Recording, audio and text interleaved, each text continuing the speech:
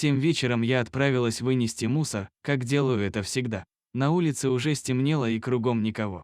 Неожиданно мне показалось, что поблизости кто-то мяукнул. Я включила фонарик на телефоне и обошла мусорные контейнеры несколько раз, но никого не нашла. Решила, что это мистика.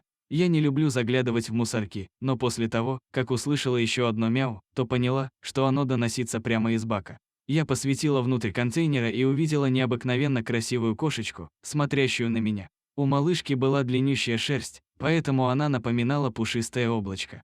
«И почему мы сидим в таком ужасном месте?» – спросила я у незнакомки. Кошечка посмотрела на меня своими красивыми большими глазами, громко замурчала и стала мять тряпочку, на которой сидела в контейнере. Сама она туда залезла или кто-то ее туда бросил, неизвестно. Ясно только то, что ее кто-то выбросил здесь словно ненужную вещь. Когда я принесла ее домой, то при свете обалдела от того, что увидела. Шерсть явно породистой кошки была вся спутана. Колтуны буквально отваливались и оставляли голую кожу. Я с таким столкнулась впервые за всю мою практику. Кошечка выглядела как один большой колтун. И все мои попытки хоть как-то привести ее в нормальный вид закончились неудачей. Однако Марте нужно отдать должное, она совсем не сопротивлялась, а наоборот словно пыталась помочь и все время мурчала. Марта оказалась уникальной кошечкой. Кроме своего дружелюбия и большого количества колтунов, киса поразила нас своим крошечным размером. Было ясно, что она взрослая, но обычно котята в полгода более крупные, чем она.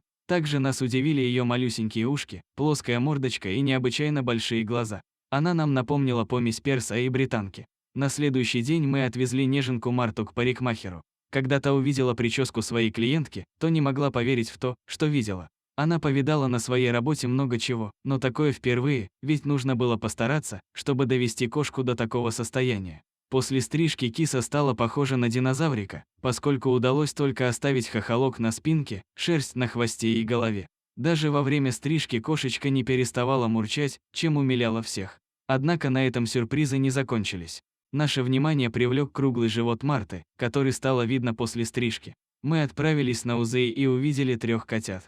Кошечка уже находилась на последнем сроке и должна была вскоре родить.